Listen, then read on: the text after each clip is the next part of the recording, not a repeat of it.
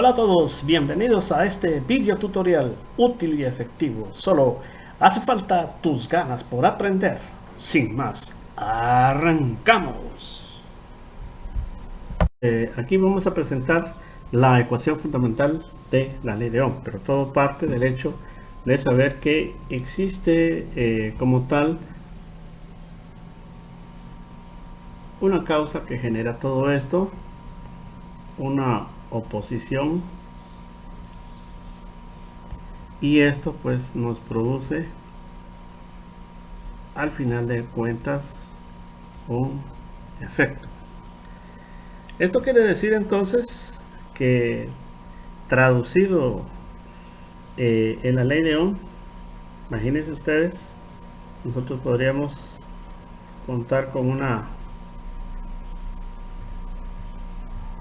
batería, por ejemplo, AAA, y sabemos que si la compramos, pues lo lógico es que esta está disponible para que la empleemos, o sea que tiene energía. Y también podríamos contar con una resistencia. Sin embargo, existe con esto un detalle, y es que pues ahí, como la fuente de voltaje no está colocada o no está esa relación con la resistencia, entonces como tal no existe ninguna corriente, a no ser que pues tomemos la decisión de armar el circuito y establecer un ciclo cerrado ahí, una malla, digamos. Entonces eso nos permite ya saber que esto va a contener una corriente eléctrica. En otras palabras, la variable dependiente sería la corriente, la independiente es el voltaje aplicada a unidades de resistencia eléctrica. Todo esto es importante mencionarlo porque viene otro concepto como lo es la potencia. La potencia está dada en watts o vatio, y también se utiliza para hacer una referencia en él lo que comúnmente conocemos en nuestro medio como HP. Bueno, la palabra en sí se deriva de dos términos, dos palabras en inglés.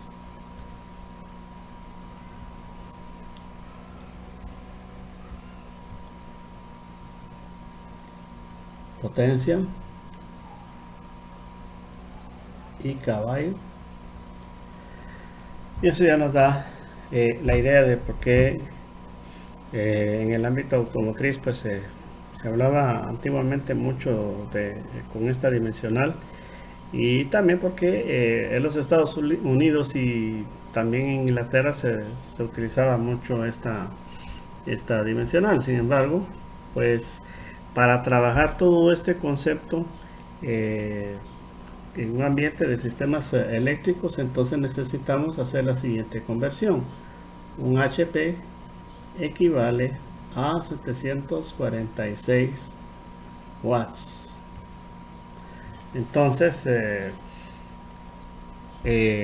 con esto pues nosotros ya podemos trabajar en las unidades requeridas, en donde ya podemos involucrar voltajes, resistencias, corrientes para la determinación de la potencia, o cómo la potencia puede verse manifestada, porque pues es la potencia que digamos absorbe o consume o se disipa en un elemento pasivo, o cuando se entrega producida por un elemento activo.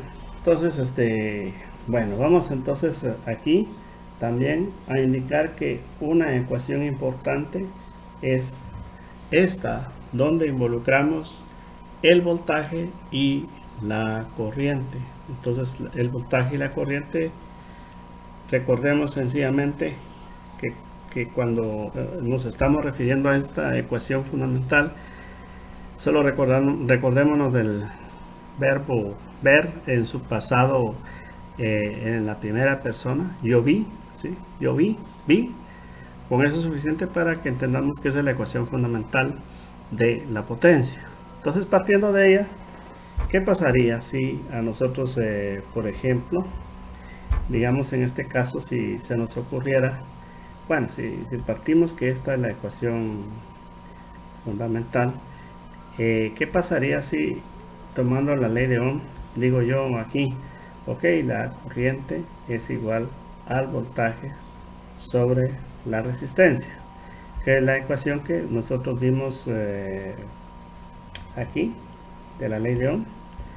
Entonces esta ecuación la podríamos, por así decir, sustituirla en esta parte. Esto quiere decir que podríamos llevar la ecuación a esta transformación. Aquí tenemos el voltaje sobre la resistencia, y aquí ya tenemos otra forma de referirnos a la potencia para poder calcularla, y esta debe de estar en función del voltaje y la resistencia.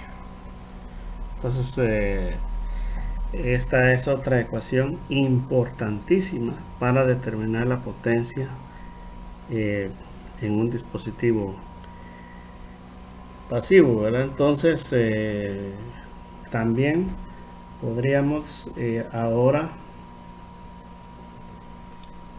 y siempre jugando con la ecuación fundamental, sabemos que esta es la forma de calcular la potencia, la forma básica. Entonces podríamos decir ahora, perfecto, ¿qué pasa si ahora hacemos alguna manipulación sobre el voltaje? Y es que si nosotros sabemos que la corriente es igual al voltaje sobre la resistencia, aquí al despejar el voltaje sabemos que es igual al producto de la corriente por la resistencia. Entonces hacemos lo mismo que en el caso de la ecuación anterior, y aquí nosotros sabemos que la potencia va a tomar en cuenta ahora esta ecuación, y para poder emplearla aquí, entonces tenemos que la corriente por la resistencia se multiplicará por la corriente, y esto nos da la expresión I cuadrado por R. Entonces, en primera instancia tenemos esta ecuación, pero también podríamos emplear esta otra ecuación, que es la segunda que nosotros construimos. Vamos a poner aquí la ecuación 1, la ecuación 2 y la ecuación 3, ¿no? Entonces esta es la ecuación 1, ecuación 2, y la potencia también puede ser igual al producto de la corriente al cuadrado por la resistencia, como la ecuación 3 que nosotros hemos determinado. Bien, dependiendo de la naturaleza del problema que vamos a resolver, y hablo de más que todo de los elementos pasivos, si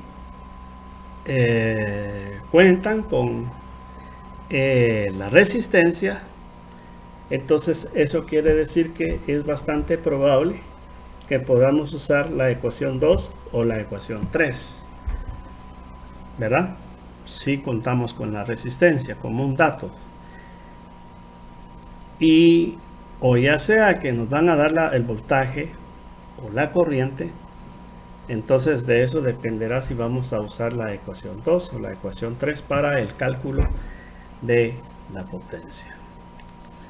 Los voltajes siempre vamos a trabajarlo con unidades de voltios, la resistencia en ohmios, mucho cuidado con el uso de los prefijos. Recordemos que es bastante común aquí, por ejemplo, escuchar en las resistencias que hay por ejemplo, tantos kiloohmios, o en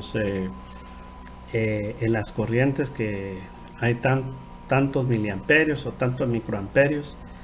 Entonces recordemos que esos prefijos tienen un significado, ¿verdad? Y su significado es que si nos dicen kiloohmio, nos están diciendo que hay por cada unidad de kiloohmio que estamos nosotros mencionando, habrá en realidad esa misma cantidad en miles de ohmios. Por ejemplo, si me dicen que tiene 3K ohms, entonces eso quiere decir que hay realmente 3000 ohmios.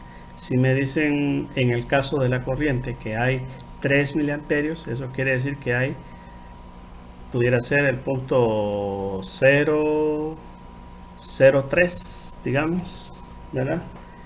Amperios. Y si es microamperios, tendríamos que correr el punto decimal para 6 posiciones a la derecha, ¿verdad? Para saber que estamos manejando en el orden de los microamperios, ¿verdad? Entonces en ese caso hay que tener bastante cuidado. O sea, en otras palabras, si la corriente, por ejemplo, nos diera, voy a poner otro caso acá, 4 miliamperios, entonces ese factor de mili equivale a 1 por 10 a la menos 3, y nosotros podríamos decir entonces que la corriente, en lugar de escribirla como 4 miliamperios, realmente podríamos pensar en que necesitamos correr el 0, y aquí lo voy a poner, por 10 a la menos 3. Entonces necesito correr, por ejemplo, una posición, 2 posiciones, 3 posiciones. Entonces aquí iría un 0, el punto hasta aquí, y podríamos decir que esa corriente es igual a 0.004 amperios, ¿verdad? Si fuera, por ejemplo, la corriente, en lugar de tener ese otro dato, y lo voy a pintar adrede en otro color para que no crear confusión, imaginemos que se trate de un dispositivo que genera 5 microamperios. En realidad nos están diciendo que deberíamos de tomar en cuenta este exponente, y eso quiere decir que voy a tomar aquí el 5, entonces corro 1, 2, 3, 4, 5 y 6 hasta aquí. Entonces tengo que poner 1, 2, 3, 4, 5, y ahí ya tendría el valor acá, sería 0 punto. Entonces vamos a contar los 5, 1, 2, 3, 4, 5, aquí, amperios.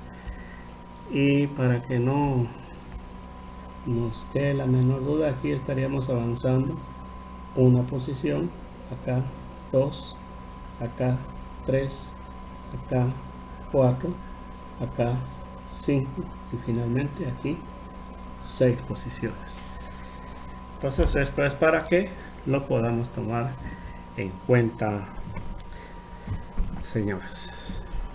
Bien, muchísimas gracias por ponerme atención.